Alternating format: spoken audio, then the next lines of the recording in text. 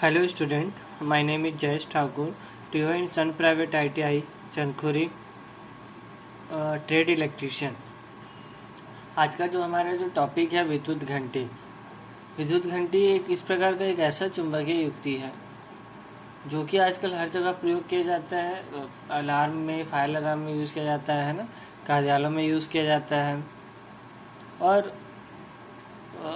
Office में use किया जाता है। इस प्रकार से विद्युत घंटी इसमें यूज़ किया जाता है, ठीक है ना। विद्युत घंटी भी क्या होता है, एक चुंबकीय प्रवृत्ति पे काम करता है। इसमें चुंबकीय विद्युत चुंबक के कारण इसमें मैग्नेटाइज किया जाता है, उसे विद्युत के कारण मैग्नेटाइज किया जाता है और उसमें एक क्षण लगा रहता है जो कि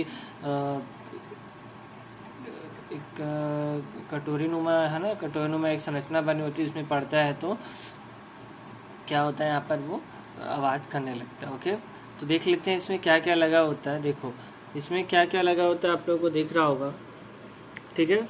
इसमें एक लौह चुंबक, एक लौह छड़ लगा रहता है जो कि विद्युत चुंबक से क्या, विद्युत क्षेत्र से क्या हो जाता है, मैग्नेटाइज हो जाता है, ठीक है। दूसरा होता है समायोजक पेंच, यहाँ पर देखो समायोजक पेंच लगा होता है। तीसरा होता है लॉक लगा रहता है ताकि समायोजक पेंच यहाँ से निकले मत, है ना। यहाँ पर स्ट्राइकर लगा रहता है, अगर मैग्नेटाइज होता है तो इसमें क्या हो जाता है, ये जो घंटी होती है इस घंटी में ये क्या होता है, यहाँ पर पड़ता है। ओके, और इसमें क्या होता है, एक पुश बटन होता है। 6 वोल्ट का डीसी स्रोत के साथ ये सेल से भी काम करता है। तो ये डीसी स्रोत इसमें क्या होता है, ये चार्ज हो जाता है, चार्ज होने के बाद इस प्रकार से क्या होता है, काम करता है, ठीक है। आपको याद रखना है कि इसमें 6 वोल्ट का डीसी स्रोत लगा रहता है। डायग्राम दिख रहे हैं, यहाँ से मैग्नेटाइज किया जाता है, विद्युत चुंबक के भांति यहाँ पर काम किया जाता है, ठीक है।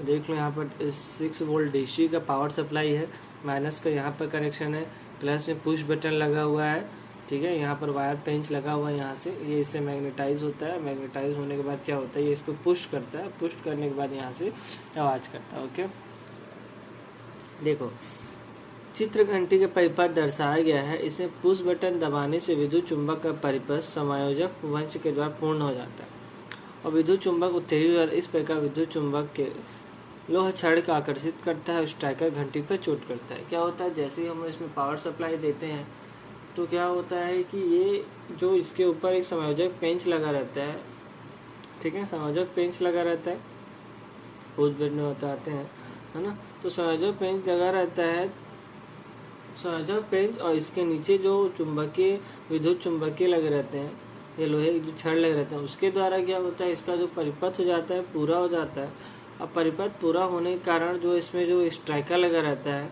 जो कि एक लोहे का छड़ बना रहता है, ठीक है, जो अपनी ओर आकर्षित करने का काम करता है और वो क्या करता है, उसी में उसमें चोट करने का काम करता है, ठीक है। देखो अब क्या होता है कि अब जैसे ही इसमें अगर इस पर जो संयोजक पेंच होता है अगर वो मैग्नेटाइज से हट जाता है तो मैग्नेटाइज हटने के बाद यहाँ पर वो काम पुनः करने लगता है ना। अगर मैग्नेटाइज यहाँ से हट जाएगा, जैसे यहाँ पर अगर बोला जाए आपको कि अगर विद्युत चुंबकीय का परिपथ अगर टूट जाता है तो मैग्नेटाइज होना बंद हो जाता है। मैग्नेटाइज बंद हो जाता है तो यहाँ पर जो लोहे का छड़ होता है, लोहे का छड़ वो घंटी पर चोट करना बंद कर देता है, ठीक है। घंटी पर चोट करना बंद कर देता है तो यह घटना क्या हो जाती है, रुक जाती है और घंटी बजना बंद हो जाता है, ठीक है। देखो उसके आगे लिखा हुआ है कि यह प्रक्रिया प्रति सेकंड लगभग 15 से 25 बार दोहराई जाती है। इस प्रकार घंटी बनी, मतलब यह जो प्रक्रिया होती है मैग्नेटाइज होना नहीं होना, ये क्या होता है कि 15 से 20 बार दोहराया जाता है, ठीक है। तो वही है कि जब समायोजक पेंच में जो कंपनों में संख्या परिवर्तित होती है ना, परिवर्तित होती है तो क्या होता है, इसकी संख्या को घटाया या बढ़ाया जा सकता है और घंटी के सुर को परिवर्तित किया जा सकता है, ठीक है। ये चीजें आप लोगों को याद रखना है कि घंटी के सुर को क्या किया जा सकता है, परिवर्तित किया जा सकता है। दूसरा पॉइंट आता है बजर। यह भी एक सरल चुंबकीय युक्ति है ना, चुंबकीय युक्ति है।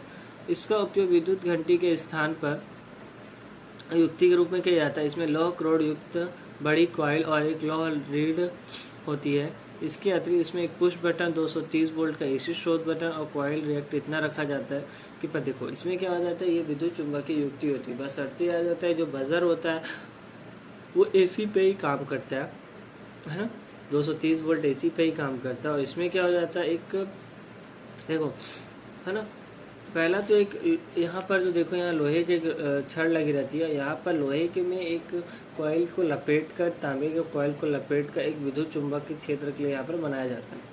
यहाँ एक पुश बटन है, ठीक है, यहाँ एक पुश बटन यहाँ लगा रहता है, पुश करने से वो काम करेगा, स्रोत पहुंचेगा, वो रखा जाता है, ठीक है ना कि। और इसका जो इस कॉइल का जो कंटेंट रखा जाता है वो इस प्रकार से रखा जाता है कि ये 230 वोल्ट और 50 हर्ट्ज पर ही काम करे, ठीक है स्टूडेंट, यहाँ तक क्लियर है आप लोगों को, है ना। अब देखो इसमें क्या हो जाता है कि जैसे ही अगर हम लोग पुश बटन को दबाते हैं, देख रहे हो, अगर मैं यहाँ से पुश बटन को जैसे ही दबाता हूँ तो क्या होता है, यहाँ का परिपथ जो होता है वो पूर्ण हो जाता है, ठीक है। और पूर्ण हो जाने के बाद क्या होता है कि इसका जो और वह 50 हर्ट्ज की दर से क्या होने लगता है, चुंबकन और विचुंबकन होने लगता है। मतलब आवृत्ति जो होती है, जैसे हम जानते हैं 1 सेकंड में आवृत्ति कितनी होती है, 50 बार बंद, 50 बार ऑन होता है ना, एक बार 1 सेकंड में 50 बार ऑन, 50 बार ऑफ होता है। तो सेम उसी प्रकार क्या होता है, ये 1 सेकंड की आवृत्ति इसकी होती है 50 बार होती है। अब 50 बार की आवृत्ति होने पर क्या होता है, घंटी कंपन करने लगता है और उसकी ध्वनि क्या होती है, उत्पन्न होने लगती है। तो याद रखना कि जो हम लोग विद्युत घंटी का प्रयोग कर रहे हैं, है ना, विद्युत घंटी का, तो हम जो यहाँ विद्युत घंटी का प्रयोग कर रहे हैं वो किसके लिए यूज होता है, तो याद रखना विद्युत घंटी का प्रयोग डीसी में यूज करते हैं, है ना, जो कि डीसी 6 वोल्ट पे काम करता है। और जो बजर होता है, बजर के लिए यहाँ पर हम लोग एसी में प्रयोग करते हैं। ओके, नेक्स्ट है यहाँ पर बगलर अलार्म। यह अलार्म भी विद्युत घंटे के समान ही कार्य करता है, परंतु इसका मुख्य उद्देश्य घर की सुरक्षा संबंधित होता है। चोर घर के अंदर प्रवेश करने की कोशिश करते हैं तो विद्युत घंटी की परिपथ को ऑन करके घंटे की आवाज को चालू कर देते हैं। ये दरवाजे, स्विच, खिड़कियों तथा रोशनदानों पर लगे होते हैं और ये इस प्रकार से बनाया जाता है कि इसमें दिखाई, देखो जो बगलर अलार्म होता है ये क्या होता है कि चोरों को घर में आने से रोकने के लिए, जैसे वो आ जाते हैं तो उसको पता लगाने के लिए क्या लगाता है, बगलर अलार्म लगाया जाता है, ठीक है ना। ये प्रकार का ये भी विद्युत घंटी ही है और इस प्रकार से इसको कहाँ गया, इस खिड़की, दरवाजे, रोशनदान इस प्रकार से लगाया जाता है। और इस प्रकार से लगाया जाता है, इसकी बनावटी ऐसी की जाती है कि ये किसी को ना दिखे, ठीक है, ना दिखे। और इसमें क्या क्या लगा रहता है, देखो एक बॉल स्विच लगा होता है, देख लो यहाँ पर है ना, एक रिले लगा रहता है, ball switch, manual switch, battery इत्यादि लगे होते हैं, ठीक है। अलार्म परिपथ ओपन और क्लोज दोनों प्रकार का होता है। तो इसमें देखो क्या होता है, देखो इसमें पहले रिले लगा है, बैटरी लगा है, यहाँ एक बॉल स्विच लगा है, दरवाजे, खिड़की के लिए बगलर अलार्म लगा है, यहाँ घंटी लगा हुआ है, बैटरी लगा हुआ है और यहाँ पर एक मैनुअल स्विच भी लगा हुआ है, इसको हम लोग कनेक्ट करके कर सकते हैं। ओके, है ना, मैनुअल स्विच 2 प्रकार लगा, वहाँ लगा हुआ, बैटरी से भी है, मैनुअल से भी हम यहाँ से कर सकते हैं, ठीक है, ये काम हो सकता है। इसमें जो कॉइल होते हैं वो 2 प्रकार के कॉइल लगे होते हैं, एक ओपन कॉइल और एक क्लोज्ड कॉइल, दोनों प्रकार के क्या होते हैं, अलार्म यहाँ पर होते हैं, ओपन भी होता है, वो भी होता है। ओके स्टूडेंट, देखो ओपन परिपथ बगलर अलार्म में संपर्क पूरा होने पर घंटी बजती, परंतु स्विच और संपर्क टूट जाने पर रिले परिपथ में ऑन करके चोरी की संभावना संकेत दे सकती है। जैसे क्या होता है कि जो ओपन जो होता है ये क्या होता है, परिपथ होने पर भी घंटी बजती है, लेकिन जो क्लोज परिपथ होता है उसमें बहुत स्विच, किसी भी स्विच के संपर्क टूट जाने का, कोई भी अगर संपर्क में कोई स्विच टूट जाता है, जैसे हम डॉजअप लगा रहे जोर से फेंक रहे वो टूट जाता है, तो क्या होता है कि बगलर अलार्म बजने लग जाता है और हमें संकेत दे देता है कि हमारे घरों में कोई आया हुआ है। ओके, देखो ये जो है अब हमारा यहाँ पर आप लोग को दिख रहा होगा, मैं दिखाने की कोशिश करता हूँ, ये है फायर अलार्म, ठीक है। तो फायर अलार्म क्या होता है, घरों में भी आजकल फायर अलार्म लगे होते हैं क्योंकि आग लगने का खतरा आजकल बढ़ जाता है, क्योंकि हम बहुत से इलेक्ट्रिकली यूज़ करते हैं, घरों में खाना बनाते हैं, ठीक है। तो ऑफिस में भी इसका यूज़ किया जाता है कई बार, है ना। तो ये है इस प्रकार का फायर अलार्म, देख लो आप लोग देख सकते हो, है ना। फायर अलार्म यहाँ पर ये काम करता है, देखते हैं कि किस प्रकार से काम करता है। देखो फायर अलार्म की परिपथ में थर्मिस्टर एक ऊष्मा संवेदक की तरह कार्य करता है। जब ताप बढ़ता है तो प्रतिरोध घटने लगता है और जब ताप घटता है तो प्रतिरोध बढ़ता है। सामान्य ताप पर इसका प्रतिरोध 10 किलो ओम होता है, जो कि 100 डिग्री सेल्सियस के अधिक बढ़ाने घटने लगता है। ठीक है, देखो इसमें क्या लगा रहता है कि एक थर्मिस्टर लगा रहता है जो कि ऊष्मा संवेदक रहता है। ठीक है, जब ताप बढ़ता है तो क्या होता है, प्रतिरोधक घटने लगता है, और जब प्रतिरोध घटता है तो ताप क्या होता है, बढ़ने लगता है। और सामान्य स्थिति में इसका रेजिस्टेंस कितना होता है, 10 किलो ओम होता है, जबकि 100 डिग्री सेल्सियस पर हटाने पर क्या हो जाता है, ये घटने लगता है। ओके, ट्रांजिस्टर T1 और T2 माइक्रोब्रेटर के प्रचलित करने का कार्य करते हैं ना। माइक्रोब्रेटर का प्रचलित करने का यहाँ पर क्या करते हैं, लोग काम करते हैं। ओके स्टूडेंट, है ना, माइक्रोब्रेटर का प्रचलित करने पर यहाँ पर ये लोग क्या करते हैं, काम करते हैं। तो वही है कि जब देखो 555 टाइमर आईसी का आउटपुट ट्रांजिस्टर T3 से संयोजित किया होता है तो लाउड स्पीकर द्वारा ध्वनि उत्पन्न करने का कार्य करता है, और आईसी के प्रतिरोध का R1 RS RC के संधारित्र C2 के मान पर निर्भर करता है। ठीक है, और वही है, इसमें क्या होता है कि जैसे ही हम लोग इसमें पावर देते हैं, ठीक है, थर्मिस्टर देते हैं, तो अगर टेम्परेचर ज़्यादा पड़ रहा है तो ये होगा, उस प्रकार से काम करेगा। ओके स्टूडेंट, है ना। यहाँ पर एक इमरजेंसी लाइट के बारे में बताया गया, देख लो आप लोग इमरजेंसी लाइट के बारे में। इसमें क्या लगा रहता है, ट्रांसफार्मर लगा रहता है। ठीक है ना, इमरजेंसी लाइट है ये, अंधेरे होने पर ये जल जाता है, ऑटोमेटिक यहाँ पर ऑन हो जाता है, ऑफ हो जाता है। इमरजेंसी लाइट है, इसको चार्ज भी कर सकते हैं हम लोग। ठीक है, देख लो यहाँ पर क्या लगा रहता है, एक नियॉन लैंप लगा रहता है, ट्रांसफार्मर लगा रहता है, ब्रिज रेक्टिफायर लगा रहता है, एक लैंप लगा रहता है, बैटरी, और एक क्या हो जाता है, रिले लगा रहता है। ओके स्टूडेंट, इसमें क्या होता है, देख लो, जब स्विच S1 को ऑन करने पर मेन ट्रांसफार्मर 230 AC को 700 वोल्ट AC में परिवर्तित कर देता है, ब्रिज रेक्टिफायर AC के DC परिवर्तित कर देता है। ठीक है, यहाँ ट्रांसफार्मर जो लगा रहता है वो 7 वोल्ट में कर देता है, ब्रिज रेक्टिफायर 7 वोल्ट DC में परिवर्तित कर देता है। साथ ही रिले उत्तेजित हो जाता है, और रिले में NC संयोजक ओपन हो जाता है और लैंप प्रकाशित नहीं होता है ना। यहाँ पर लैंप क्या होगा, प्रकाशित नहीं होता है। जैसे मेन सप्लाई असफल होती है तो रिले क्या हो जाता है, उतना समाप्त हो जाती है, और इनसे आपस से यूज कर बैटरी के प्रवेश कर देते हैं।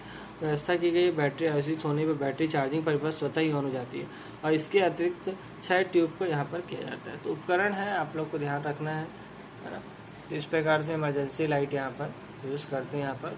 और जैसे जब दे दो यहाँ सप्लाई दे रहे हैं ना, सप्लाई देने पर क्या होता है, 7 वोल्ट आ रहा है AC, लेकिन ब्रिज रेक्टिफायर 7 वोल्ट DC कर दे रहा है, और ये ओपन हो जाता है, लेकिन बैटरी यहाँ से चार्ज होने लगता है। फिर ऑन होने के बाद क्या होता है, यहाँ से बैटरी से पावर सप्लाई दे रहे हैं। तो ओके स्टूडेंट, बन जाएगा,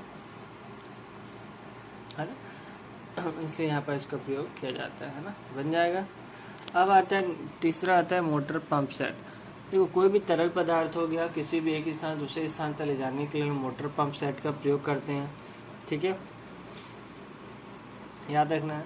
और खेतों में भी इसका यूज किया जाता है। इसमें क्या क्या लगा, इसका संरचना देख लेते हैं। इसका संरचना ये लगा रहता है, याद रखना, इसमें 2 भाग में होता है, एक मोटर होता है, एक पंप होता है। मोटर किसी प्रकार से संयोग किया जा सकता है, इसका कार्य पंप के शाफ्ट को घुमाना होता है। ठीक है, और इसमें क्या हो जाता है, मोटर होता है, शाफ्ट पंप होता है। तो मोटर क्या कार्य क्या होता है, पंप के शाफ्ट को घुमाना होता है। इसका एकल फेस में क्या जाता है, इसका जो हॉर्स पावर होता है वो याद रखना 0.5 अश्व शक्ति होता है। ठीक है, और कैपेसिटर का प्रयोग किया जाता है, जबकि पंपिंग के लिए 3 से 5 अश्व शक्ति का प्रेरण के लिए प्रयोग किया जाता है। ठीक है, तो इसको मोनोब्लॉक पंप भी कहा जाता है। याद रखना आप लोग को, मोनोब्लॉक पंप भी कहा जाता है। जैसे ही मोटर को हम लोग चालू करते हैं तो मोटर शाफ्ट से जुड़ा होता है, इसमें इम्पेलर घूर्णन करने लगता है, इम्पेलर उसके अंदर लगा रहता है जो घूर्णन करने लगता है, और इम्पेलर के घूर्णन करने के उससे कक्ष के बाहर वायु को धकेल देता है, और इम्पेलर कक्ष के आंतरिक निवात उत्पन्न करने के बाद क्या होता है, जैसे ही जो इम्पेलर होता है वो अंदर के वायु को बाहर भेज देता है, और नीचे क्या करता है, इम्पेलर लगा देता है। ठीक है, इससे निर्वात पैदा हो जाता है। इनलेट वायु का चूषण और बाद में तरल पदार्थ चूषण प्रारंभ हो जाता है। ठीक है, वायु में चूषण और इनलेट चूषण स्टार्ट हो जाता है, और ये करने की एक सीमा होती है जिसे वायुमंडलीय दाब 76 सेंटीमीटर की निर्भर करती है। 72 सेंटीमीटर से अधिक अंतराल खींचने में सक्षम नहीं होता है ना। वही चूषण पंप के 2 इकाइयों से आर्थिक गहराई तरल पदार्थ निकालने के लिए इससे क्या किया जाता है, प्रयोग किया जाता है। ओके, है, तो निकालने के लिए हम लोग यहाँ पर तरल पदार्थ सबमर्सिबल पंप का प्रयोग करते हैं। और वही है, निकालने के लिए मोटर पंप दोनों तरल निकासी के लिए प्रयोग किया जाता है। ठीक है, तो जब इसको नीचे डाला जाता है तो क्या कहता है, तरल पदार्थ को ऊपर से करने किया जाता है। देखो इसमें अनुरक्षा मरम्मत ये है कि इसमें बेयरिंग्स का लगा होना बहुत ही ज़रूरी है ना। बेयरिंग्स अगर लगे रहेंगे तभी ये प्रॉपर यहाँ पर ये काम कर सकता है ना। इसमें दीर्घकाल में कोई दोष उत्पन्न नहीं होता, परंतु कार्य करने के लिए बेयरिंग का फिर परिवर्तित करने की आवश्यकता पड़ती है। रिवाइंडिंग करना भी इसको बहुत ज़रूरी है, अगर कहीं पे ख़राब होता है तो इसको रिवाइंडिंग भी किया जाता है। ओके स्टूडेंट, तो थैंक यू। आगे का जो टॉपिक होगा वो नेक्स्ट वीडियो में होगा।